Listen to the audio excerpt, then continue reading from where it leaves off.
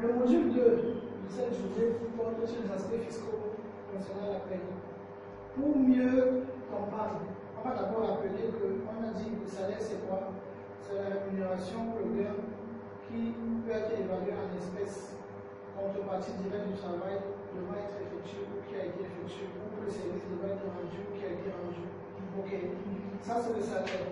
Maintenant, on ne constitue pas le salaire, ce qu'on appelle soit les remboursements de frais ou les frais professionnels, ok, ou les allocations à caractère alimentaire. Ça, c'est ce qu'on a dit dans les notions générales. Ça va toujours rester en mémoire. C'est donc ce qu'on va exploiter dans cette deuxième partie. Parce que ici, il y a question de calculer les revenus du salaire. Ok, les revenus légaux. Que ce soit pour les impôts et taxes, que ce soit pour les cotisations. Parce qu'en tant qu'employé, on a trois rémunérations. Et pour la rémunération qu'on perçoit, on doit payer les impôts. Ok. On doit pouvoir aussi contribuer pour la CNPS, pour la pension de l'IS, l'accident de travail et pour les allocations à caractère familial. D'accord. Donc ici, dans cette première partie du schéma, on essaie un peu de faire la répartition au niveau du salaire. Ok. On a d'abord le premier set qui concerne le salaire proprement dit, après le salaire dans les primes et indemnités diverses. Ok. Après on a les avantages en nature. On a les allocations familiales, on a les primes. Donc on essaie déjà de mettre la répartition ici par rapport aux différents éléments de rémunération qu'on trouve dans le budget de prêt. On essaie de faire la distinction. Maintenant, du côté gauche, on a les impôts et taxes qui ont pour base le salaire taxable. Nous avons parlé de salaire taxable. Donc, tous les impôts et taxes sur salaire sont assis sur ce qu'on appelle le salaire taxable. On parle de l'assiette d'imposition. C'est le salaire taxable ou bien le salaire imposable. On va voir différentes appellations dans différents documents. Maintenant, pour les cotisations sociales, au niveau de la CNPS, on a ce qu'on appelle le salaire cotisable. Ok. Il est donc important pour chacun de savoir déjà quels sont les différents impôts et taxes sur salaire, quels sont les différents retenus pour le compte de cotisation sociale. D'accord. Donc au niveau des impôts et taxes, on a la contribution au Fonds national de l'emploi, pour lequel le taux est de 1%. On a la contribution au crédit foncier, dont le taux est de 1% pour les salariés et 1,5% pour l'employeur. On a la redevance audiovisuelle, dont le montant est déterminé à partir d'un barème. On a la taxe de développement local, on va déterminer à partir d'un barème. On a les taux payés l'impôt sur le revenu des personnes physiques, qui est calculé à partir d'une formule et d'un barème d'application. Donc ça, c'est les différents impôts et taxes. En vert, ce sont les montants qui sont à la charge de l'employé, du salarié. Et en rouge, ce sont les montants qui sont à la charge de l'employeur. Ok. De l'autre côté, en termes de cotisation, on a la condition d'IS invalidité de décès, qui concerne en même temps le salarié et en même temps l'employeur. Aujourd'hui, le taux est à 1,2, que ce soit pour le salarié ou pour l'employeur. Ok. On a les allocations familiales, qui incombent uniquement à l'employeur. Et le taux dépend du groupe. Le groupe dans lequel se situe l'entreprise. Pareil pour l'accident de travail, ça incombe uniquement à l'employeur et le taux dépend aussi du groupe de risque dans lequel l'entreprise se situe. Donc, je rappelle que pour les cotisations du salaire, elles sont en général assises sur le salaire cotisable. Et certaines sont avec un montant plafonné ou non. De ce côté-ci, en général, c'est assis sur le salaire taxable, avec certains revenus qui peuvent être pris en compte ou pas. De la revue concernée. D'accord. Donc, pour celui qui veut calculer la revue du salaire, il est déjà important de distinguer les deux bases, le salaire taxable et le salaire cotisable. À partir des éléments de rémunération qu'on a, qu'est-ce qui rentre dans chacune des bases? Première difficulté. Ok. De là, on va revenir à la définition du mot salaire. On a dit que le salaire, c'était la contrepartie du travail qu'on effectue. Et c'est donc le salaire qui est l'élément sur lequel on retient les impôts et les taxes. Donc systématiquement, tout ce qui est salaire est taxable et cotisable. Tout ce qui est salaire, de par la définition, est taxable et cotisable. Ok. Les primes et indemnités le sont aussi. C'est ce que le fait signifie en fait. Tout ce qui est salaire, taxable et cotisable. Tout ce qui est prime et indemnités diverses sont taxables et cotisables. Tout ce qui est avantage en nature, ce secteur-ci, sont taxables à la limite des taux fixés par le Code général des impôts. Ok. Et tout ce qui est avantage en nature, cotisable pour le montant réel, à l'exception de logement et technologie pour lesquels la CNP a défini un traité de détermination. Je ne sais pas si ce nom se comprend. Tout ce qui est avantage en nature entre dans le salaire taxable par rapport au taux défini par le Code général des impôts. On verra comment est-ce que l'évaluation est faite. Tout ce qui est avantage en nature entre dans le salaire cotisable pour le montant réel, c'est-à-dire le montant effectivement dépensé. Maintenant, tout ce qui est allocation à caractère familial et frais personnels n'entre ni dans le salaire taxable ni dans le salaire cotisable. Ok. Donc, quand on a les éléments de rémunération, on doit pouvoir distinguer qu'est-ce qui est salaire, qu'est-ce qui est prime indemnité, qu'est-ce qui est avantage en nature, et qu'est-ce qui est frais personnels ou allocation à caractère familial. Et en fonction de ça, on saura donc lequel rentre dans les bases cotisables ou dans les bases taxables. D'accord. Maintenant, ici en bas, c'est purement et simplement parce que dans la mesure où tout ce qu'il faut faire, c'est de connaître les différents revenus sur salaire. Et on sait déjà qu'on a la base pour ceux qui sont ici et on connaît le taux. Donc, on va simplement appliquer la formule correspondante. Mais le plus difficile, c'est de pouvoir déterminer la bonne base taxable et la bonne base cotisable. Du moment où la base est fausse, applique bien les formules, le montant sera élevé. Si tout ce qui est taxable est cotisable, pourquoi alors faire la... Non, tout ce qui est taxable n'est pas cotisable. C'est pourquoi à partir d'ici, tout ce qui est salaire, taxable et cotisable, tout ce qui est prime indemnité, taxable et cotisable. Maintenant, quand on a eu l'avantage en nature, ça commence à se distinguer. Tous les avantages en nature sont taxables à la limite des conditions prévues par le Code général des impôts. Parce qu'ici, on va dire, ok, par exemple, le logement, c'est seulement 15%, l'électricité, 6%. Le gardien, je crois, c'est 10%, etc. Du moins, il y a les taux prévus par le Code général des impôts pour chacun des avantages en nature. Donc, c'est même la partie taxable qui va rentrer dans cette base aussi. Par contre, quand on arrive au niveau du salaire cotisable, le montant avantage nature est intégré en intégralité. Donc là, déjà, il y a une distinction. Maintenant, tout ce qui est allocation familiale, tout ce qui est professionnel, n'est ni taxable ni cotisable. Donc, c'est en général à ce niveau-ci que la distinction se fait entre le salaire taxable et le salaire cotisable. Jusque-là, c'est flou. C'est clair. Avantage en nature. La problème là-bas, c'est, bon, is it like to say some advantages we have a limited, it's taxable? Are you saying it's a standard that is taxable? Or is it that there are some advantages that are taxable and with a particular rate? Bon, pour répondre à ta question, je vais analyser ça dans la globalité. En général, les différents éléments de ces différentes zones sont connus. Ok. Pour les éléments qui sont connus, en matière de salaire, on connaît qu'il y a le salaire de base, il y a la prime d'ancienneté, il y a le salaire des heures travaillées, ou l'heure supplémentaire, etc. Donc tout ce qui est salaire est connu. Ok. Ou alors s'il y a un revenu qui s'ajoute qui n'est pas déjà connu d'avance, au moins on va analyser quel est l'objet de l'allocation. Et on verra si c'est un salaire ou pas. Donc tous les éléments d'ici sont connus, tous les primes et les sont connus. Sur la prime de suggestion, la prime de responsabilité, la prime, etc. Toutes les primes sont en général connues. Le nom au moins. Ok. Maintenant, tous les avantages de la nature le sont aussi. C'est pourquoi ici, dans le code général des impôts, il faut définir les avantages de la nature. Donc, tout ce qu'on considère comme étant avantages de la nature sont déjà listés. Logement, électricité, téléphone, domestique, voiture, gardien. Ok, donc ça, tout ça, la liste est déjà connue.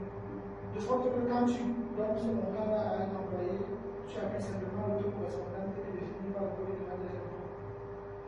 D'accord. Maintenant, en matière d'allocation à caractère familial, la liste est connue puisque la CNPS aussi définit la liste là. Là, déjà, il y a la prime de transport, la prime d'outillage, l'indemnité de cyclomoteur, prime de panier, prime de. etc. Toutes les allocations à caractère familial sont aussi définies et connues. Dans d'autres cas, ça figure dans le bulletin des employés subsidiaires et le traitement fiscal qu'il faut en faire. Ok. Les fonds professionnels aussi sont connus dans une certaine mesure. À À défaut, c'est l'objet de l'allocation qui va définir où est-ce qu'on classifie les éléments. Par exemple, la présentation, moi je suppose que c'est un fait professionnel. Ok. Donc, je voulais donc ajouter en disant quoi? En disant que dans la mesure où les sommes de cette zone-ci, de ces deux zones-ci, voire de ces trois zones-ci, sont utilisées conformément à leur objet, ne sont pas exagérées, elles ne rentrent pas directement dans la base taxable. Ok. Donc, en matière de fiscalité, il y a le principe de l'objet de l'allocation. Pourquoi est-ce que ce montant est alloué? Premier élément. Pourquoi la rubrique est allouée? Et de l'autre côté, est-ce que le montant est conforme à l'objet? D'accord. Du moment où c'est alloué pour une bonne cause et que le montant n'est pas exagéré, ce sera traité tel que prévu par la recommandation annuelle. À défaut, ce sera intégré dans la base taxable ou dans la base cotisable.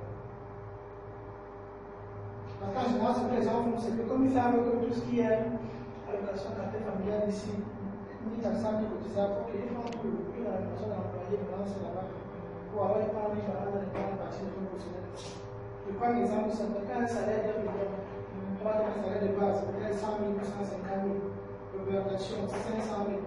Voici c'est la présentation entre les fonds professionnels. Tu vois un peu. Par la répartition des revenus, il faudra qu'on va combattre mon but, c'est de diminuer les impôts taxes en mettant tout ça dans la partie non taxable. Du coup, comme il y a exagération, on va simplement intégrer ça dans la base taxable. Et qui est allé régulariser ça? Qui fait le contrôle des impôts qui se font? Donc, quand on va contrôler les éléments de l'imposition, on va voir. On va peut-être voir quelque chose dans la présentation de 500 000 on va dire, bon, oui, quelle est sa fonction? Tu vas dire que c'est un panier de temps. Un panier de 500 000, il y a un problème. Si c'est un directeur commercial, on peut comprendre. Tu vois un peu. Donc, l'objet de l'allocation, c'est que tu sais publier à l'eau à qui? À la bonne personne. Ok, c'est bon. Est-ce que le montant est exagéré ou pas? Il n'est pas exagéré. Dans ce cas, c'est traité normalement. Mais si il y a exagération, on réintègre. Si c'est à l'eau à la mauvaise personne, ou pour le nouveau objet, là aussi on réintègre. Ok. Donc voilà à peu près la compréhension qu'on peut faire de ce schéma. Tout ce qui est salaire est taxable et cotisable. Et en passant, l'allocation de congé c'est un salaire. Le 13e mois c'est un salaire. Ok. Tout ce qui est salaire est taxable. Tout ce qui est indemnité est primes. Parce que ceux qui sont taxables, parce qu'ils ont le caractère de complément de rémunération. C'est ça qu'on les considère aussi comme des salaires. Ce sont des compléments de rémunération, des primes d'indemnité là. Ok.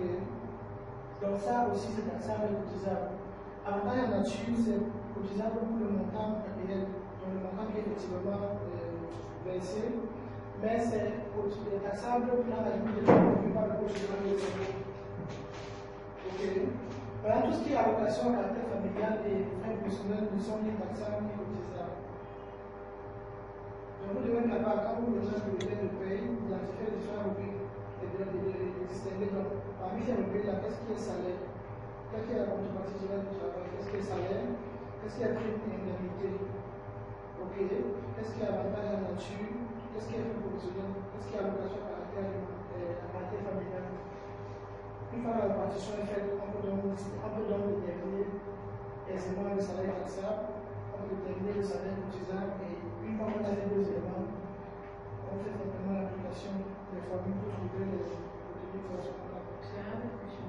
Il y a certains avantages que certaines entreprises font aux employés. Comme il y a certains qui, comme ils ont des avantages par rapport aux retraités. Pour les retraites, le retrait, as in, you have like same pairs. There is this what they retain for retirement benefit.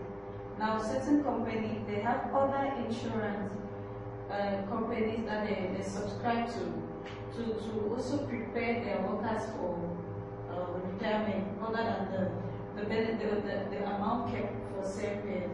And they also have other health benefits.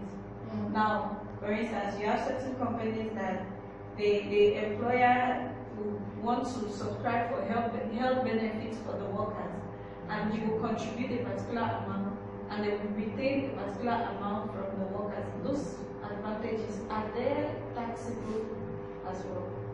Ça n'annonce pas ici. Mais quand ils coupent, ce qu'ils retiennent des employés, ça affiche dans le blender. Oui. Ça va, c'est une retenue.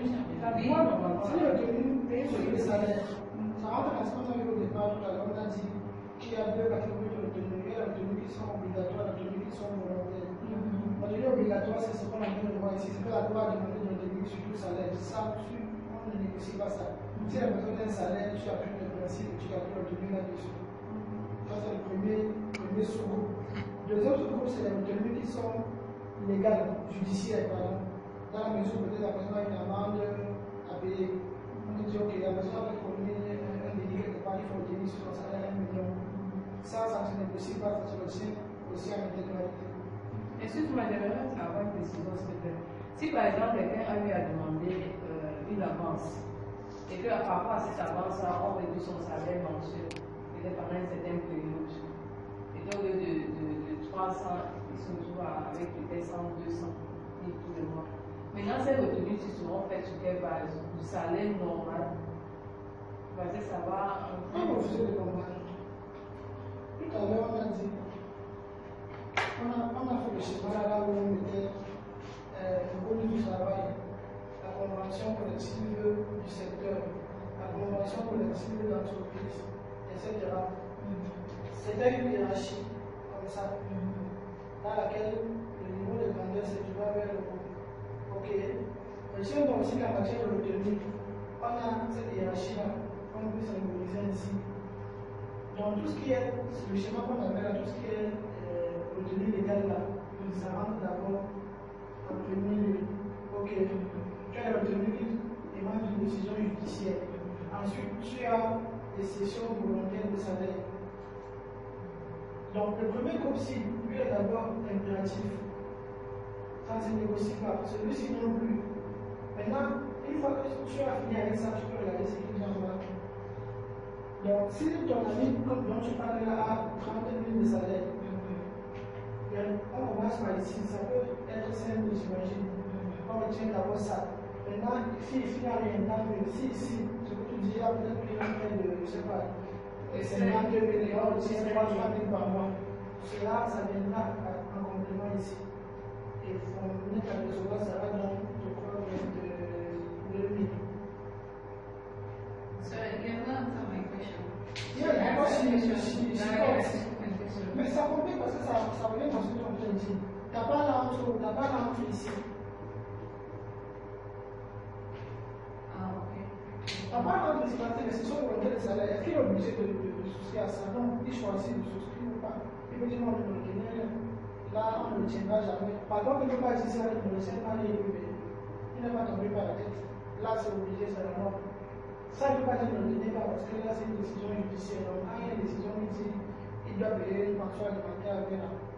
Ça veut dire que l'assurance maladie peut décider de ne pas prendre l'assurance maladie. C'est session volontaire de salaire, non? Oui. Tout ce qui est session volontaire entre ici. On avait dit que pour tout ce qui est de cette zone-ci là, ça doit être fait dans la limite de la quotité, incessible, insaisissable. On a bien joué. On ne savait pas que ça va se C'est dans les détails là qu'on comprend. Donc, ce qu'on voyait, c'était le schéma là, ça concerne cette partie-ci. Parce que c'est ça qui est. Là, il comporte toutes les retenues légales obligatoires. FNE, petit foncier, taxes communales et IMEP. So what's the use of that FNE and everything? Tu vas faire le support. Ok. Ok, vous avez fait ça. Non, le support, chacun doit devenir étudiant. L'important, c'est ça. Oui, je m'observe. Tu veux pas payer la FNE?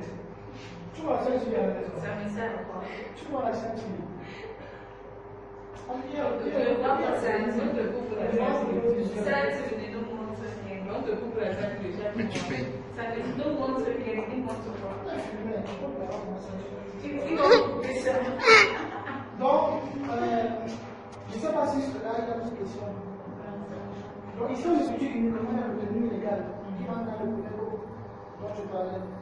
les décisions judiciaires, je ne sais pas ce que tu vas aller faire au niveau du papier, je ne peux pas parler de ça ici. On a simplement dit notre pays dans ce cadre-là. Donc, si tu as une décision judiciaire qui concerne, on va faire la même. Ça rentre dans le deuxième niveau. Maintenant, décision pour laquelle les salaires, tu peux souscrire une assurance bénéficiaire, je ne sais pas trop quoi. Tu peux aller plaider la santé chez les gens, tu peux retirer dans ton salaire, tu peux souscrire à.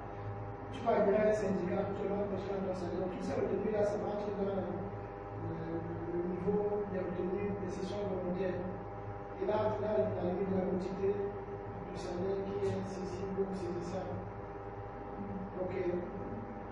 Donc, ça, cette partie-ci, c'est la partie de obligatoire. Donc, comme je le disais, il faut être capable, à partir d'ici, d'analyser chacune des rubriques et de dire, ok, ceci rentre ici, ceci rentre là-bas. Une fois que ceci est fait, tout ce qu'il y a ici, c'est les applications servent de formule. On a dit le Fonds national de l'emploi, c'est 1%. Donc, une fois que tu as cette valeur ici, tu as fait des 1% dessus. Tu as le résultat, c'est tout. Le crédit foncier, la base salariale, c'est 1%. La base patronale, c'est 1,5%. Ok. Alors, les ventes audiovisuelles, il y a un barème. Tu as pris simplement le barème. En fonction du montant, tu verras ce que c'est. Tu as la taxe dans le cas, tu as pris le barème. IFPP, il y a une formule obligatoire qui est donnée. Tu as pris simplement la formule et ensuite tu mis le montant dans le barème. Ok. De l'autre côté, pour les cotisations, une fois que tu as le salaire cotisable, pension vieille sécurité, on déduit 2%, on déduit 2%, c'est pas et tout. Ok. Donc, pour rendre les choses beaucoup plus concrètes, je pense qu'on va simplement revenir sur ces éléments-ci. Concernant les avantages de la nature, on va revenir sur les relations de la terre familiale. Ok. Juste pour un peu quels sont les différents éléments avec le taux et si les taux différents de la relation de la terre familiale. Après, on va prendre le cas d'application pour mieux revenir sur ces aspects-ci. Et là, on va voir si c'est là. Ça peut se faire un peu. D'accord. Bon. Ça, tu peux zapper. Oui. Donc, on dit sont considérés comme frais professionnels, dont on parlait. Les frais professionnels aussi, pour le remboursement de frais. On appelle les déplacements. Ok.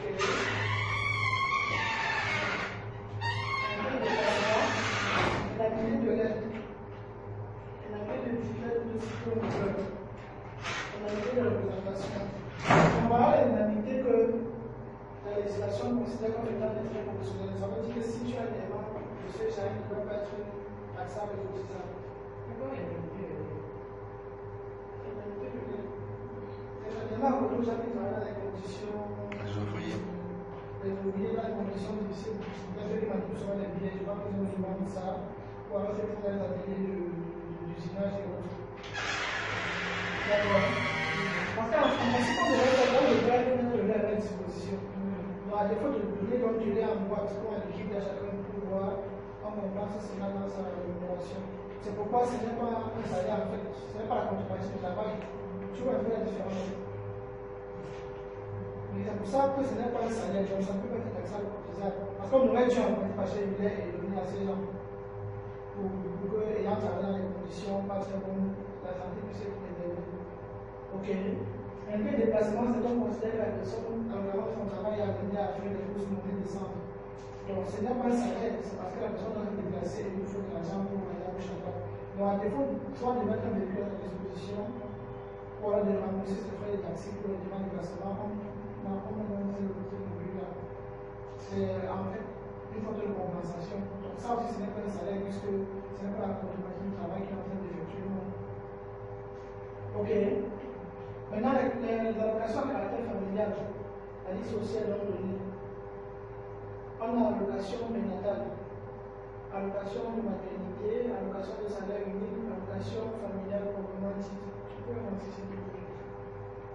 Donc, à l'intérieur de l'allocation familiale proprement dite, on a dans les suppléments familiales de traitement, on a la prime de panier, on a la prime de transport, on a la prime de salissure, et une décision qui a été prise, on a dit ok, à partir de l'Internet, on peut jouer cette base. Par exemple, on s'est rendu compte justement que les gens prenaient tout le salaire dans le transport. On a dit ok, à partir de maintenant, le transport ne sera plus pour les années, le transport est désormais taxable, ok, mais pas cotisable, parce que la pièce c'est qu'il y a des impôts qui ont le lieu de la liste. Donc, au niveau du salaire taxable, le transport rentre dans la base. Par contre, le salaire cotisable, ça ne rentre pas. Je ne sais pas si on se comprend. Normalement, tout ce qui est signe devrait être ni taxable ni cotisable. Mais comme les impôts sont rendus compte que les gens mettent le salaire pour mettre dans le transport, pour éviter les pièces, on a dit à partir de maintenant, pour nous, le transport est un salaire qui est considéré comme étant un salaire, donc c'est pas taxable ou cotisable. Mais la CNPS a gagné ça taxe. Donc pour la CNPS, ce n'est pas cotisable, mais pour les impôts, c'est taxable. Le reste, ça ne change pas les statuts, c'est non taxable ou non cotisable. À condition justement que ne soit pas exagéré, que ce soit conforme à l'objet. Ok.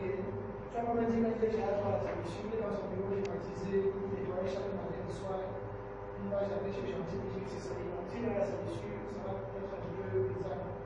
Surtout sur le montant, on va se donner 500 000 ou 600 000. Ça va attirer l'attention. Donc tout ça, c'est l'impression de la terre mondiale.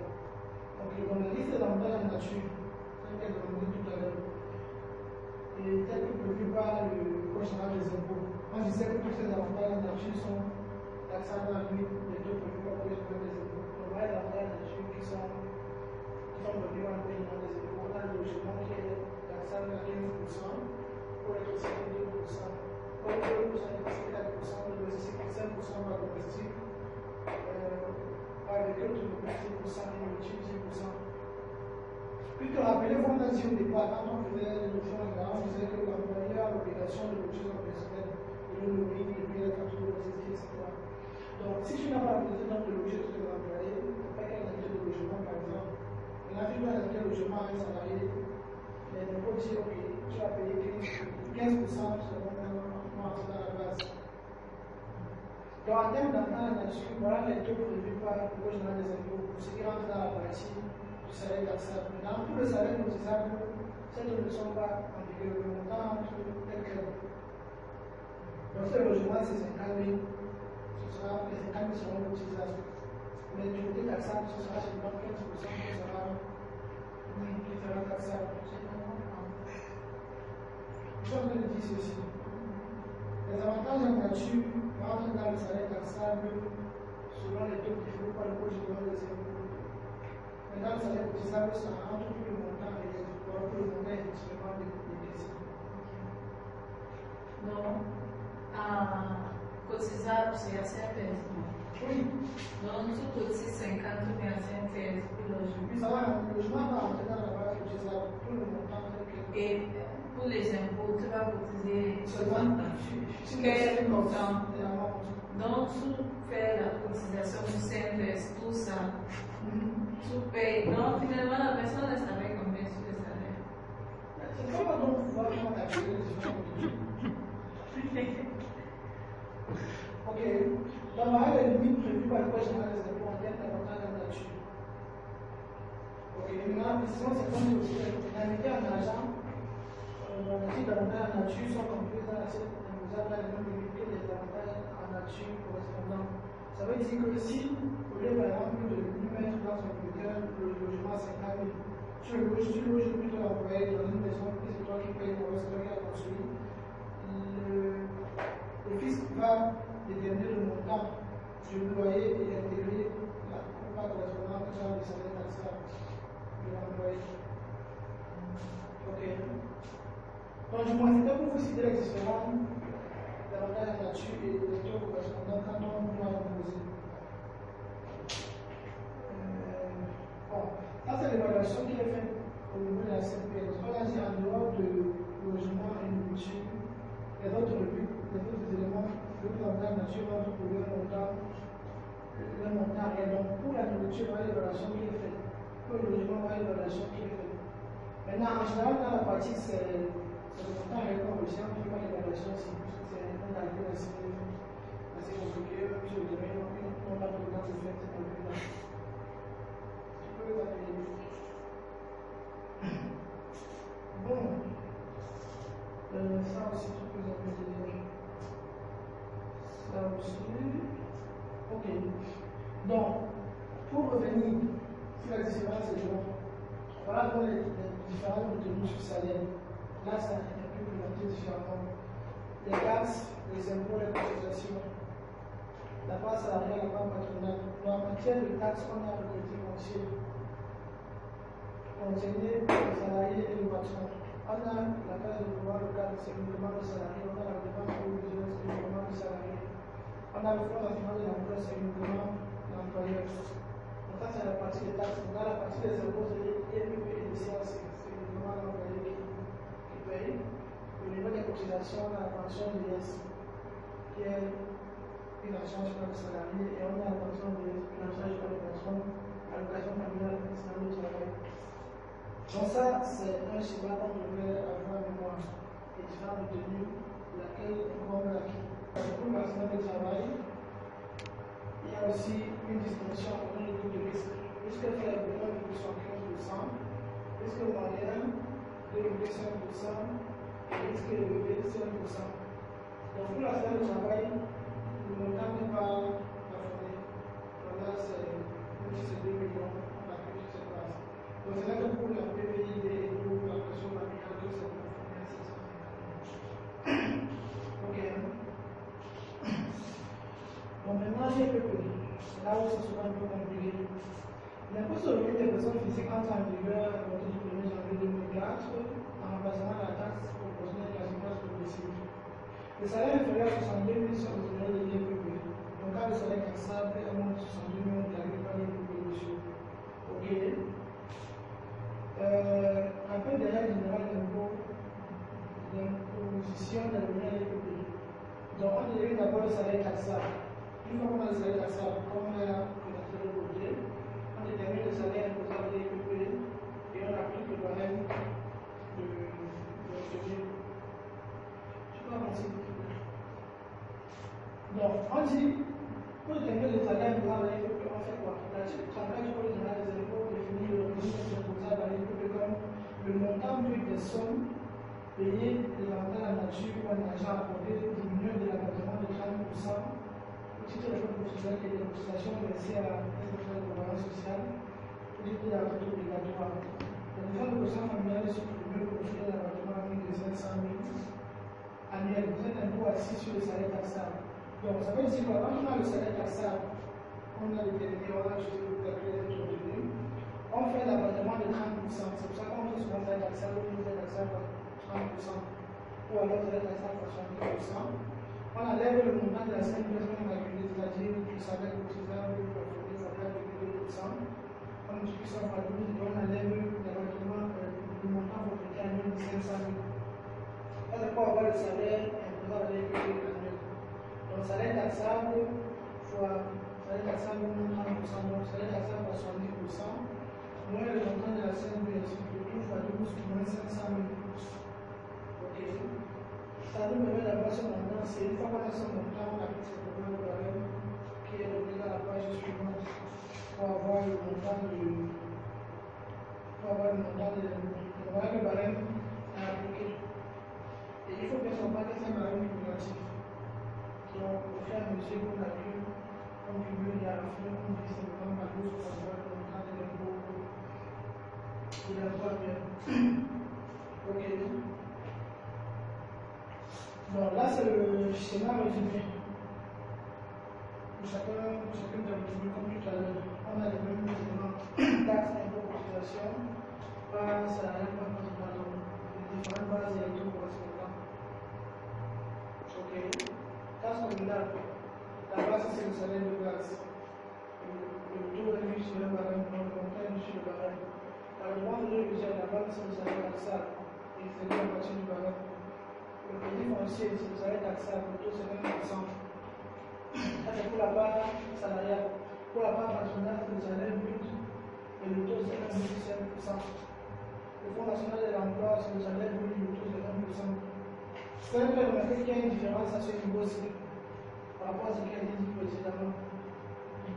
C'est en fait parce qu'au niveau du patron, il y a des éléments qui s'ajoutent là-dessus, au niveau de la base qui est utilisée. Et quand ça s'applique en définitive, en pratique, on utilise le salaire brut. Mais pour le salarié, ça reste le salaire taxable dont on parlait tout à l'heure. Donc, en général, ce qui concerne les taxes, quand ça concerne le patron, on utilise plus simplifiant, toujours le salaire unique. Quand ça concerne l'employeur, toujours le salaire taxable. Et là aussi, là, ici, il y a une différence. Parce que là, on parlait de la taxe communale. La base, c'est plutôt le salaire de base. C'était avant que c'était le salaire taxable. Il y a eu un changement. Quand tu passais de la taxe communale pour devenir dans le gouvernement local, le taux, le gouvernement a été légèrement aménagé. La base, maintenant, le salaire de base, c'est plutôt le salaire taxable. Ok. Bon, pour le premier, on vient de le voir. Salaire taxable, on applique le gouvernement. Au niveau des cotisations, on a des salaires cotisables. Pour le cas de la PVI, c'est plafonné, quand le public de l'âge, c'est plafonné, quand le public de. Et allocation familiale, salaire cotisable plafonné, le taux en fonction du secteur. Allocation accident de travail, c'est le salaire cotisable. Là, c'est pas plafonné, le taux c'est en fonction du taux de risque. Ok. Donc, on va simplement prendre le cas d'application pour voir de façon concrète comment est-ce que les revenus du salaire sont déterminés. Ok. Donc, on distingue d'abord le salaire, ce qui est salaire, ce qui n'est pas salaire. Maintenant, à côté, on a les primes d'indemnité qui ont le caractère juridique de complément de rémunération, donc aussi sont considérés comme des salaires. Après, on a les avantages en nature qui sont connus, on a la liste des avantages en nature, on n'ira pas inventer. Ok. On a les allocations à caractère familial et on a les frais professionnels. Donc, tous ces deux éléments-ci ont le caractère de complément de rémunération, donc on considère en fait comme des salaires. C'est pourquoi, systématiquement, lui, il est taxable et cotisable, et lui, taxable et cotisable est dans une certaine limite. Ok. On peut comprendre, tout ce qui est salaire est taxable et cotisable. Indemnité et primes mises en place là-dessus ont le caractère de complément de rémunération. C'est pourquoi eux aussi sont taxables et cotisables. On voit bien que celui-ci, systématiquement, est taxable et cotisable. Par contre, ici, il y a encore un mais sur ça. Et le mais, c'est que ici, ça rentre bien dans la base cotisable. Et par contre, dans la base taxable, on a quand même défini des pourcentages. 10%, 15%, 5%. Voilà, il y a encore à voir. Par contre, les autres éléments, donc, allocation familiale et professionnelle ne sont ni taxables ni cotisables, à condition que ce ne soit pas exagéré, que ce soit conforme à l'objet pour lequel c'est alloué. Ok. Donc, vous devez pouvoir être capable de façon simple de distinguer chacun de ces éléments et donc de savoir quel est le traitement approprié. Ça, c'est le basique. Ce qu'on va attendre de vous. Maintenant, une fois que vous avez franchi cette étape-ci, tout ce qu'il faut mettre, c'est d'appliquer les formules qui sont déjà données. Ce n'est pas à imaginer. Ce n'est pas comme ici, là où il faut encore réfléchir sur qui n'est pas. Ici, on a simplement les différentes formules. On connaît les bases, on appuie les taux, alors on est dans le barème et on a le montant. Ok. C'est pas compliqué. Ce qui est compliqué vraiment, c'est la pratique. C'est là où on peut tolérer qu'on se trompe. Mais ici, c'est juste des applications. Il n'y a même pas de débat à faire ici. Le plus important reste dans cette zone. Qu'est-ce qui est salaire, qu'est-ce qui n'est pas salaire? Qu'est-ce qui est avantage, qu'est-ce qui est prime d'indemnité, qu'est-ce qui est allocation caractère familial? Ici, on voit la liste de données, ça c'est connu, la liste de données. Il n'y a rien à inventer. Ici, on a défini un peu ce qui peut être considéré comme un professionnel. À défaut de ce qu'on pourra rajouter, vu qu'on comprenne actuellement pourquoi est-ce que c'est alloué. Ok. Donc ça aussi, un des mesures c'est connu.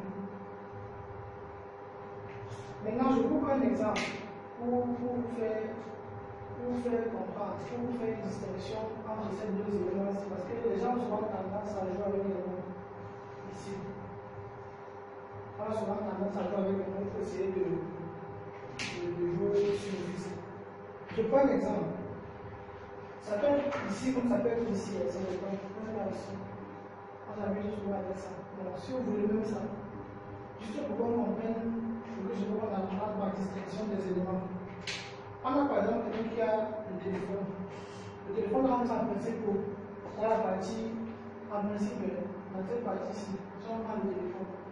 Ok, si tu veux faire davantage en nature, à quel moment est-ce que ça reste avantage en nature, à quel moment est-ce que ça devient un frais professionnel? Parce que d'aucuns voudront bien considérer que c'est plutôt un frais professionnel et non même pas la des impôts sur ça. Les situations sont différentes. Si je donne le téléphone à un commercial, par exemple, parce qu'il doit contacter les clients, faire des relances, etc., ce n'est pas un problème de rémunération ou un avantage, non, c'est pour le travail qu'il doit effectuer. Donc, ce téléphone-là, c'est très professionnel. Ok. Puis, ne peut pas payer acheter un portable, on va charger son téléphone tout le temps, ok, tu vas dans ton bulletin, dans le téléphone. Donc, si c'est parce qu'il est commercial, dans le cadre de son travail, là, c'est très professionnel. Il ne sera ni taxable, ni cotisable. Ok. Par contre, c'est dit que, ok, vers la directrice des ressources humaines, ok, pas comprendre qu'elle n'a pas de crédit, elle ne peut pas rester comme ça, qu'elle avait sa famille, il faut qu'elle fasse ses profils, etc. Donc, dans le droit de téléphone, à ce moment-là, c'est un avantage là-dessus, puisque ce n'est pas dans le cadre de ta fonction de façon stricte. Donc, à ce moment, ça devient un avantage là-dessus, c'est pas donc fonctionner, traité comme tel. On se comprend un peu. Maintenant, quand on peut dire, je donne le montant, je donne le téléphone à un commercial. Bon, ce n'est qu'un agent commercial, ce n'est pas le directeur commercial, 200 000. Donc là, ça commence à être compliqué. Comment un commercial qui appelle 2 3 clients par exemple à 200 000 euros. C'est une exagération, là, ça rentre dans les éléments qui sont responsables de ça. Et c'est là où les gens font souvent la manière où ils mettent le terme indemnité ou mettre prime, selon les primes ne sont pas taxables, les primes ne sont pas taxables. Non. On ne peut pas savoir ce que chaque demande. Si tu veux même prime de transport, ou alors indemnité de transport, l'endroit est changé. C'est à l'eau pourquoi. C'est ça qui est compte. Les gens aiment souvent jouer avec les mots, parce que non, la prime de transport, l'indemnité de déplacement, elle fait ceci. Non. Pourquoi est-ce que c'est à l'eau? Est-ce que c'est la recommandation de ce que tu devais mettre sur pied pour que la personne qui est chez toi fournit les services et rentre le soir? À ce moment-là, c'est le transport, puisque tu dois le déplacer chez lui pour le lieu de travail et l'inverse. Si c'est pour ça que ça loue, ok, ça va être traité tel quel. Mais quand vous avez compris que c'est juste alloué comme ça, c'est autre chose. Donc, c'est l'objet de la location de la rubrique qui permet de distinguer si c'est fait fonctionner, ou bien si c'est un avantage nature, ou bien si c'est salaire. Ok. Je vois qu'on a tout ce qu'il faut savoir. On va passer au cas d'application. C'est la de présentation. Le montant de l'autre 350 depuis janvier 2016. Comment est-ce qu'on corrige dans cette loi-là? Donc, depuis janvier 2016, vous avez une augmentation pour son montant soit de 350 000. On voit que c'est toujours resté à 300 000. Comment est-ce qu'on corrige cette loi-là?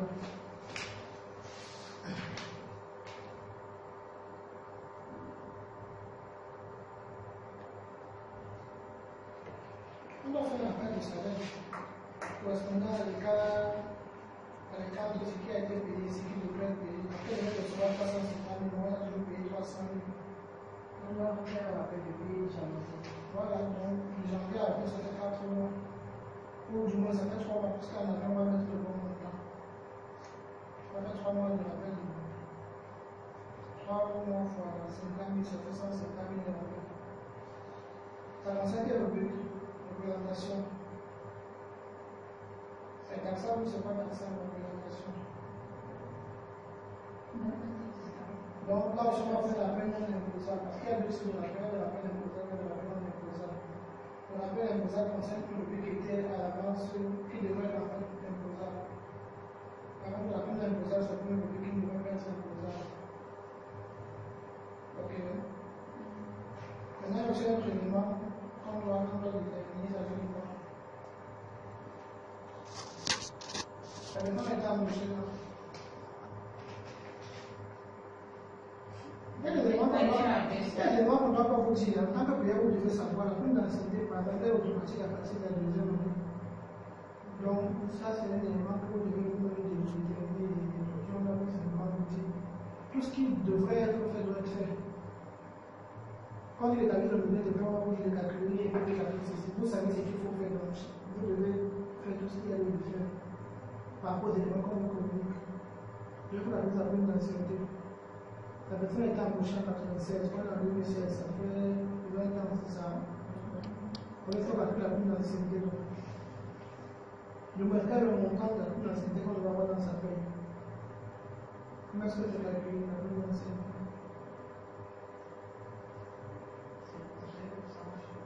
Oui, 2% d'année d'ancienneté. 2% du salaire catégoriel. Vous pas que j'avais catégorie chimique, j'avais catégorie. Donc si la personne a 20 ans, ça fera 2 fois 20, ça fait 40. Donc il faudra 40%. Fois 300 000 qui sont salaires, 4 000. Pour avoir sa montagne à plus d'ancienneté. Même chose pour la première syndication, on dit que l'employé est syndiqué. La première syndication, c'est 1% du salaire de base. Donc tu ne peux pas calculer ça toi-même. Donc vous devez savoir que les éléments ensemble, on n'a pas besoin de vous dire que faites ce que vous faites ça. Toi, maintenant, tu sais qu'il y a des trucs qu'on va faire relativement calculer. Toi-même, tu fais le calcul et tu intègres. Ok. Si la permission de 3 jours était une permission qu'il fallait déduire, on va calculer les éléments de rémunération en fonction du stage. Par exemple, si j'avais demandé une permission simplement, je vais multiplier les éléments de 3 jours. On aurait calculé ces éléments en fonction de ça. On aurait proraté son salaire de base, son sous-salaire, son transport, la responsabilité, la documentation. On aurait calculé ces éléments en fonction du nombre de jours qu'elle a effectivement travaillé. Si elle avait fait des heures supplémentaires, on aurait calculé le montant des heures supplémentaires, on aurait introduit dans sa paie. Par exemple, si elle avait pris un congé, dans la paie du mois, on aurait calculé dans la personne sur laquelle on aurait ajouté dans ses éléments de rémunération. Et on aurait payé le salaire correspondant au nombre de jours qu'elle a effectivement travaillé avant d'aller en congé. Ok. Donc, revenons au cas d'espèce. On a dit, dans les éléments avec lesquels on travaille pour le moment, il y a le salaire de base. Ok. Salaire de base, 350 000. On a le sur-salaire. Sur-salaire, 150 000. On a, mettons, il faut sa prime d'ancienneté. Une ancienneté, le montant, c'était quoi? Ce sera égal à 300 000 multiplié par 2%, multiplié par le nombre d'années d'ancienneté de 20 ans. Ça donne combien? 60 000. Non, pas 65 000. C'est ça. 4 fois 3, ça sera une dépense. Donc, une d'ancienneté. Ensuite, on aura, disons, rappel sur le salaire non imposable. On dit ça correspondait à 50 000 multiplié par 3, ce qui nous donne 150 000. Pour sa complémentation là, on a le logement. Le logement, on a dit que c'était combien? 250 000.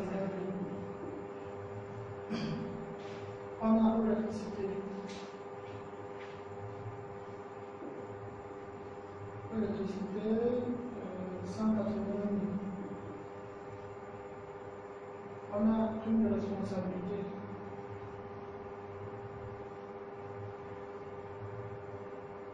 $500 000. On a la pénalité de représentation.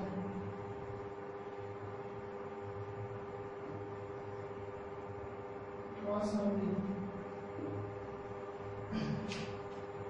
On a le téléphone. 25 000. Qu'est-ce qu'il y a d'autre à calculer là?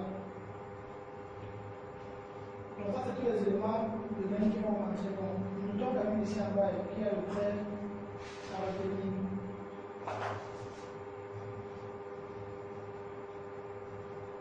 Le prêt de 75 000. Ça va revenir à la partie de revenir à revenir. Ok. Si tu fais un autre, le salaire, c'est le complément du salaire de base. En général, c'est qu'est-ce qui va te donner le salaire? Le salaire, en fait, en général, c'est pour les gens comme les rémunérations, comme les salaires négociés. Ok. Ça signifie quoi? Par exemple, si on a une grille de salaire, on va faire le salaire qui est en 10C, c'est 350 000 comme le cas d'espèce. Ok. Peut-être que le montant du logement aussi a une formule de détermination, alors il y a une grille de montant qui est à 8%. fonction. Ok. Voilà, il y a des modes de rémunération qui sont en général structurés et bien déterminés. Maintenant, il peut arriver que quelqu'un dise ok, pour que je sois le directeur de la zone. Quand dans la sous-direction, moi je veux un salaire de 2 millions par mois. Alors que tous les éléments sont faits pour que un sous-directeur ait un salaire de 1 500 000. Tu vois.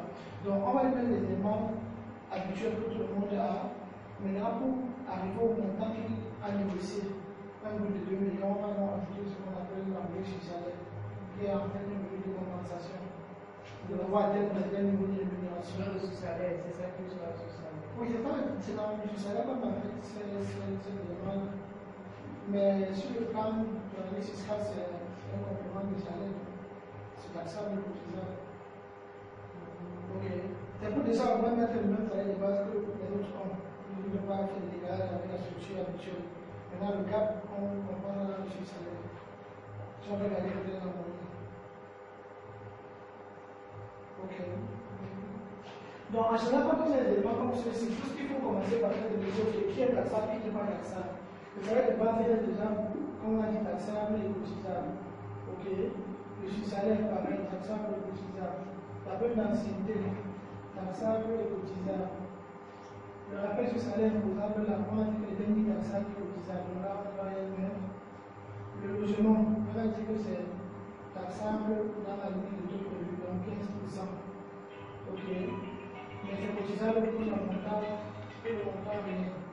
Pour le coût d'électricité, pareil, c'est taxable au taux de 6%, mais cotisable pour le montant réel. Ok. La représentation, ce n'est que taxable et cotisable pour faire professionnel. Pardon. Responsabilité, là, c'est une prime. Ok. Donc là, c'est taxable et cotisable. Représentation, c'est une taxable et cotisable. Le téléphone, là, c'était pour les revenus de service. C'est une taxable et cotisable. Par contre, si on n'avait pas précisé, ce serait un avenir à la chose, ce serait rentrer dans la partie de l'organisation sur la disposition du professionnel. Donc voilà déjà la distinction qu'on peut faire. Donc on a déjà discuté entre les différentes bases. Taxable, cotisable, salaire de base, salaire, taxable, cotisable. Ok. Vous suivez ou bien vous faites les deux. Quand on suit le lèvres, on va faire quoi? Prime d'ancienneté, taxable, cotisable, parce que c'est un salaire. Ou alors un complément de rémunération. Ok. Rappel sur salaire non imposable. Ni taxable ni cotisable, parce que c'est la présentation qu'on est en train de rappeler. Si vous avez l'erreur été commise sur la prime d'ancienneté, vous regardez le bon moment avec une erreur.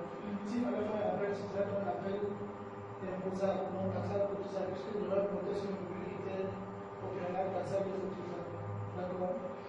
Donc, logement taxable, à la limite, prévu par le code de l'humanité, prévu dans la nature. Cotisable pour le montant réel. Pour l'électricité, même traitement taxable pour la limite du taux, prévu par le code des impôts, cotisable pour le montant réel. La responsabilité taxable et cotisable, c'est une prime. Par une indemnité, représentation, c'est un proportionnel. Donc, taxable et cotisable. Téléphone, professionnel, taxable et cotisable. Ok. Donc maintenant, ce qui reste ici, il faut encore évaluer c'est à ce niveau, c'est dans la nature. Puisqu'on a dit que pour la partie taxable, il faut évaluer ce qui va rentrer dans la base. Ok. Ce qu'on fait souvent, c'est quoi? C'est qu'en premier état, on a ce qu'on appelle le salaire brut taxable. Ok. Qui est égal en fait à la somme de tous les éléments qui sont d'office taxables à 100%. Donc dans lequel je vais prendre ça, je vais prendre ça, je vais prendre ça, qui a quoi taxable, je vais prendre ça. Donc tous ceux qui sont taxables à 100% constituent d'abord ce qu'on appelle le salaire brut taxable. Donc je vais prendre le salaire de base, 350 000, je prends le salaire 150 000, ça fait 500 000. Je prends une ancienneté, ça fait 620 000. Je prends la responsabilité 500 000. On dit à 600 combien? 620. Oui. Ça fait 1 120 000, c'est ça. Donc 1 120 000. Ça, c'est le salaire brut imposable. Maintenant, pour avoir le salaire net imposable, on appelle aussi le salaire taxable. Je vais prendre le salaire net imposable plus le total des avantages en nature. Ok. C'est la somme des deux là qui nous donne le salaire net imposable. Là, on a la nature ici, c'est quoi? C'est qu'on va donc faire l'évaluation aussi. À quoi consiste l'évaluation? Ça consiste à faire le minimum, c'est-à-dire prendre le plus petit entre le montant qui est effectivement alloué, par exemple le cas du logement ici, entre les 250 000 et le taux aussi appliqué à la partie brute imposable. C'est ça surtout qu'il faut comprendre. On n'applique pas les 15% ici à ça pour intégrer directement. Non. On applique les 15% là à l'ensemble des éléments qui sont déjà sans encadrement. Ça va brute imposable. Ici, on applique 15%. Et on va donc voir le plus petit entre les deux. Donc, je vais donc faire 15% de 1 million 120. Ok. C'est dans ça que je vais retenir. Entre 15% de 1 million 120 et de faire appliquer le plus petit.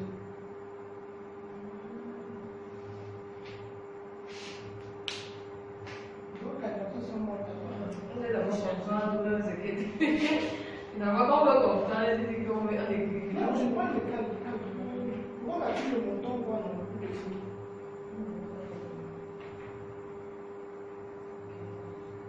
Donc, je vais faire la précision. L'évaluation consiste à faire quoi? À appliquer le taux indiqué sur le salaire brut imposable. Et on retient le plus petit. 168 000. Donc, ici, tu as 168 000, c'est ça. On te rend compte que c'est lui qui est le plus petit. Donc, c'est ça qui va constituer ce qu'on appelle avantage en nature. Avantage en nature de logement.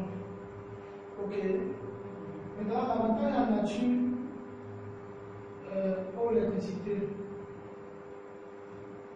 On refait la même chose. Donc, ici, on va plutôt placer 180 000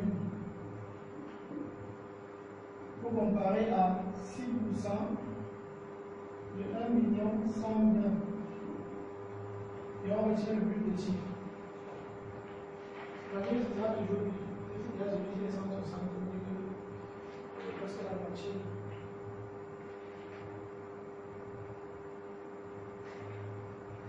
Donc, le logement, on a dit 168. Pour l'électricité, on a dit combien? C'est 6%. Oui, 6%. Puisque le compte est 2%, l'électricité 4%. Mais tout comme je le fais, pourquoi le coach général des impôts, il faut simplement se faire à ce qui est indiqué. 67 200. Voilà, donc 67 200. La somme des deux donne combien? Donc plus 160 000.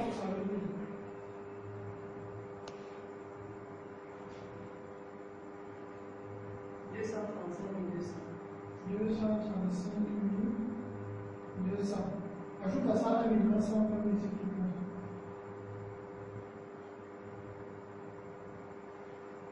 1 355 200.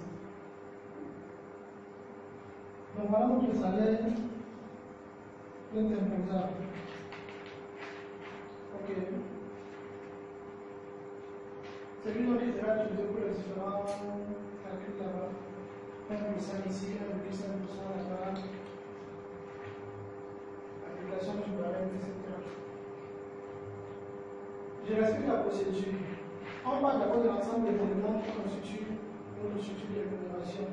On identifie parmi ces éléments qui est taxable, qui est cotisable. Ok. On va faire le schéma. Tout ce qui est salaire, complément de salaire, sont taxables et cotisables. Le salaire de base, c'est le salaire taxable et cotisable. Le sur-salaire, taxable et cotisable. Prime d'ancienneté, taxable et cotisable. Après le salaire non imposable, le salaire de la prévention, ce sera pas imposable, non taxable et cotisable. Ok. Le logement. Quand je peux dans quelle nature sont taxables pour le taux produit par le poche de on se peut faire autre correspondant. Mais cotisable pour le montant réel.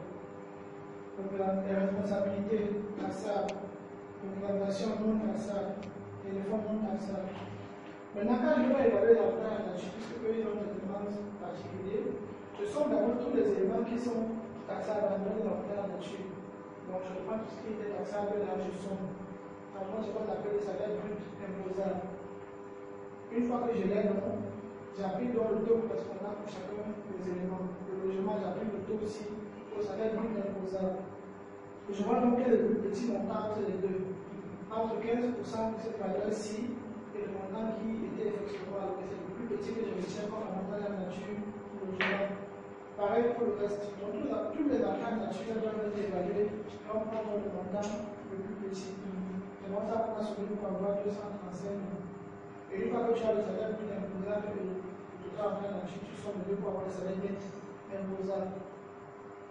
Maintenant, le salaire cotisable, c'est quoi? On va simplement sommer tout ce qui est laissé là, c'est-à-dire salaire de base 350, sur salaire 150, ça fait 700, ancienneté 100, ça fait 620, logement 250, ça fait 720, 820, 870. Pour l'électricité 180, ça fait 970, ça fait 1 million 50, je pense. Ok. Plus 500 000, ça fait 1 million 550. Ok. Donc voilà le salaire cotisable. Salaire cotisable 1 million 550. Comment? Donc le salaire cotisable, en somme seulement tous les éléments qui sont cotisables. Et donc voilà, une fois que tu as ça, tu appliques les taux indiqués. Puisque ça dépasse 750 000, pour les revenus là, il faut que la fourniture t'arrive à 750 000. Donc, PVID passe à la capacité, tu vas t'arriver à 750. Allocation familiale, tu vas t'arriver à 750. La salle de travail, tu vas prendre le montant de quelque chose, le reste n'est pas fait. Ok. Donc voilà le salaire cotisable. Bon, en général, le salaire brut, c'est quoi? Le salaire brut, c'est la somme de tous les éléments de rémunération. Donc, quand on parle de salaire brut, tu vas simplement sommer tous les autres, tous les salaires brut, voilà. 117 ans, ça fait le salaire brut. Qui sert aussi pour le calcul des taxes personnelles. Le salaire brut, c'est la somme de tous les éléments de rémunération. Voilà, là, il n'y a pas de complication à faire. Ok. Il faut ajouter 150 000, 300 000, 500 000. Donc, une division du salaire brut. Salaire brut. Tout ce qu'on avait dit ici, c'était ça, ça et ça. Donc, ça fait 150, ça fait 350, ça fait 650. Plus ça, ça va faire 2 millions 100, 2 millions 200. Donc, le salaire brut, c'est 2 millions 200. Donc, voilà les différentes bases qu'il faut déterminer pour calculer la retenue sur salaire. Le reste, là, c'est les applications simples de formule. Le plus difficile, c'est souvent les deux mêmes plus. Ici, nous sommes seulement entre les éléments de rémunération. Là, c'est facile. Ici, tu identifies qui est taxable, qui n'est pas taxable. Tu évalues la nature, tu rajoutes, tu as un salaire net imposable. Ici, tu identifies seulement tous ceux qui sont cotisables, tu as un salaire cotisable. Maintenant, calculons juste le niveau qui est le plus délicat, IMUE, parce que là, c'est l'application simple. C'est-à-dire que les sont un peu complications. Les gens sont un peu compliqués. Quand tu dis que tu es calculé comment, tu dois adapter le montant si c'est à partir du salaire net imposable. Ok. Tu appliques la formule. Salaire net imposable fois 0,7. Moins le montant de la CNPS que tu vas trouver. Donc, si on applique, par exemple, ici, tu appliques la CNPS, on fera 750, on compte la fois la 750 multiplié par 4,2%. C'est bien ça, non? Le montant correspondant, c'est 31 500. Ok. La formule de la CNPS, c'est salaire cotisable plafonné à 750 000 fois 4,2% pour la base salariale. Pardon, 31 500. D'accord. Donc là, on fera simplement moins 31 500 le tout multiplié par 12 moins 500 000. Voilà la formule qu'il faut appliquer. C'est le temps du Donc, c'est le calculer quoi? pour calculer le salaire imposable à IEPP annuel. On quitte du salaire net imposable, que voici, qui est le salaire taxable. On fait fois 70%, donc on fait l'abattement de 30%, que ça veut demander. Moins la retenue CNPS que tu as trouvé dans ton cadre d'espèce en fait, ce montant va changer en fonction du résultat que tu as trouvé ici, en fonction de ton salaire cotisable. Est-ce que tu as fait ici rapidement? Donc, moins la CNPS. L'ensemble de tes rémunérations, c'est fois 12, parce qu'on va en fait avoir le montant annuel, c'est ça qu'on multiplie par 12. Moins 500 000 qui est le montant forfaité annuel. Qu'est-ce que ça veut demander? Donc, quand j'applique ce résultat, il faut ce qu'on appelle le salaire annuel. Maintenant, à partir de là, j'applique juste le barème. Donc, ça donne combien déjà?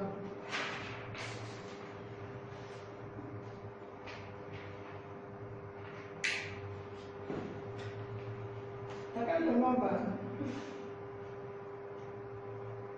Salaire taxable, c'était combien? 1 355 200 fois 70%, donc fois 0,7. Entre 948 640 moins 31 500.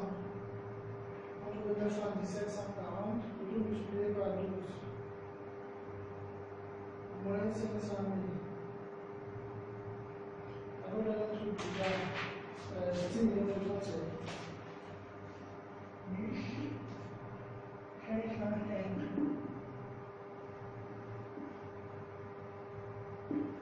Donc voilà ton montant que moi j'obtiens.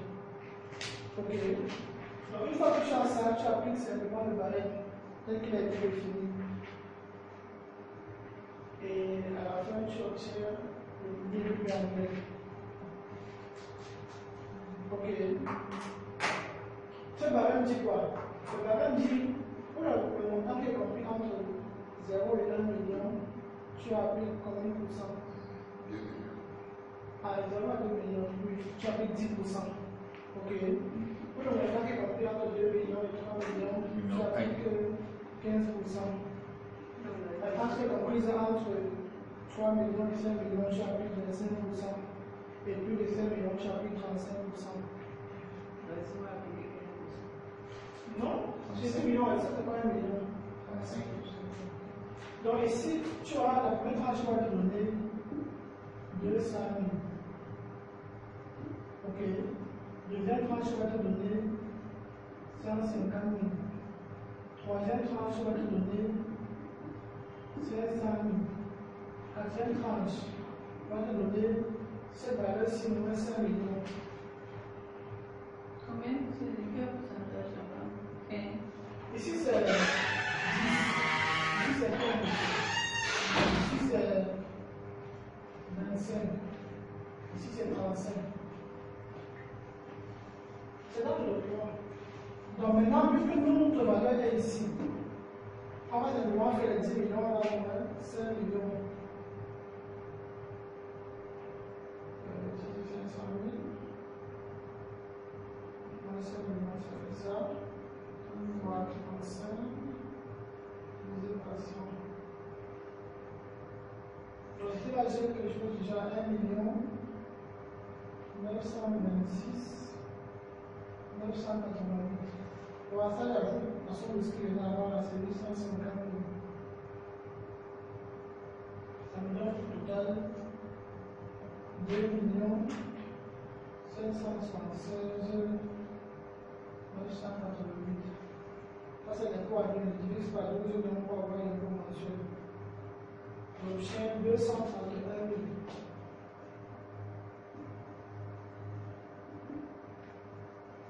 231 415. Je l'explique la procédure là. C'est là un peu bizarre à comprendre. On va se réfléchir. On a dit, une fois que tu as le salaire taxable, ok, tu calcules ce qu'on appelle le revenu imposable à l'impôt annuel en appliquant simplement une formule. La formule c'est quoi? Salaire taxable fois 70% moins le montant de la CNPS, le tout multiplié par 12 moins 500 000. Fois 70% parce qu'on te demande de faire un abattement de 30%, ok, pour les frais professionnels. Moins le montant retenu au titre de la CNPS. Maintenant, je ne dis pas 12 parce qu'on va ramener tout ça sur l'année matérielle pour les impôts annuels. Et on a l'air dans 500 000 qui est un montant forfaitaire. Ça, je dis clairement. Ok. Une fois que tu as donc trouvé ce revenu imposable annuel, tu appliques le barème. Le barème dit quoi? Pour la tranche de revenu qui est comprise entre 0 à 2 millions, c'est 10%. Ok. Pour la tranche qui est comprise entre 2 millions et 3 millions, c'est 15%. La tranche comprise entre 3 millions et 5 millions, c'est 25%.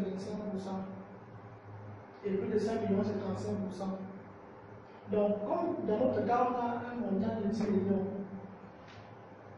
de 0 à 1 million, on va donner 200 000 parce qu'on applique déjà les 10%. C'est un barème cumulatif. De 2 millions à 3 millions, 15%, ça fait 150 000. De 3 millions à 5 millions, 25%, ça donne 500 000. Maintenant, plus de 5 millions, donc ça va de 1 million là jusqu'à 2 millions, c'est ça qui est 35 millions, ça donne 1 million 9. On somme donc toute cette valeur pour obtenir le montant de l'impôt que voici. Le montant annuel, on divise donc par 12 pour avoir le montant mensuel. C'est compréhensible. Oui, c'est compréhensible. Maintenant, il y a un mélange d'écriture entre du marqueur et du slide. Là, c'est un peu compréhensible.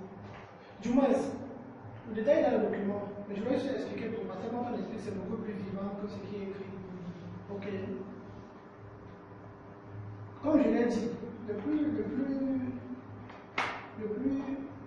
intéressant ou le plus compliqué, c'est d'avoir l'analyse ici. Qui est taxable, qui ne l'est pas. Qui est cotisable, qui ne l'est pas. Une fois qu'on est capable de faire ça, c'est une bonne chose. Maintenant, quand on revient sur l'avantage là-dessus, comme qui est vraiment particulier, il est question de faire l'évaluation. On élimine d'abord le salaire brut taxable. À partir de lui, on fait l'évaluation, on trouve les différents avantages de la nature qui sont déjà évalués et on retient le montant le plus petit entre le montant effectivement alloué et le taux appliqué au salaire brut imposable. On a l'avantage de la nature, c'est ça qu'on retient donc pour mettre à la base taxable, comme on a dit au départ. Ça rentre à la base taxable en fonction du taux prévu par le code général des impôts, c'est ça qu'on fait là. Et une fois qu'on a tous ces éléments-là, on a ce qu'on appelle le salaire imposable, qui est le salaire taxable. Ça, c'est déjà bon. Maintenant, tous ceux qui sont cotisables, on les somme, on obtient le salaire cotisable. On peut plafonner en fonction de la calcul qu'on veut effectuer. Ok. Le salaire brut, par contre, c'est la somme des éléments de rémunération. On retrouve les éléments de gain dans le salaire brut. Et puis, on voit déjà quel impôt est assis sur quel élément on peut calculer. Tu as le salaire brut. Donc, si c'est le crédit foncier, patronat, 0,5%. Si c'est l'FNU, c'est 1%. Si c'est la redevance audiovisuelle, à partir d'ici là, tu tombes à même, tu obtiens la valeur. Si c'est la taxe de mouvement local, tu as le salaire de base. La rémunération est assise sur le salaire de base. Donc, tu regardes ce montant dans sa vie et tu as la retenue. Ok. Si dans le public, on applique comme j'ai dit, tu as la formule, tu t'appliques simplement le revenu imposable annuel, tu appliques ton barème et tu divises par 12 pour avoir le montant mensuel. Là, c'est bon. Maintenant, pour les cotisations, pensons bien l'invalidité décès. On a 14,2% du salaire cotisable plafonné à 750 000. Donc, quand ça dépasse 750 000, tu mets à 750 000, tu appliques ta formule, tu as ton montant. Pareil pour la part patronale. Maintenant, si c'est l'allocation familiale, là, le revenu général, c'est 7%. Donc, 7% du salaire cotisable plafonné à 750 000. Tu obtiens la valeur. Si c'est la salaire de travail, en fonction du groupe de risque, en général c'est 2,5%. Si le risque est moyen, tu appliques à cette valeur si tu obtiens ta retenue. Ok. Maintenant, tout ce que tu fais, c'est que tu sommes l'ensemble de retenue pour avoir le temps de retenue, mais tu prends le brut de la retenue pour avoir le montant de ta recevoir. Maintenant, oui, sans oublier les engagements du salarié. Parce que sur la partie de retenue obligatoire et légale, maintenant, s'il y a une retenue à opérer, c'est à ce moment-là que tu vas faire l'assurance maladie, par exemple, le plan qu'il a contracté, etc. Donc, c'est la fonction légale, on vient l'aider. Ça ajoute ton retenue, mais sauf que tu vas avoir retenue légale et réglementée. Mais c'est mieux de terminer avec la retenue légale. Et quand tu as fini, tu as le savoir et tu as le niveau de ta personne. Ok.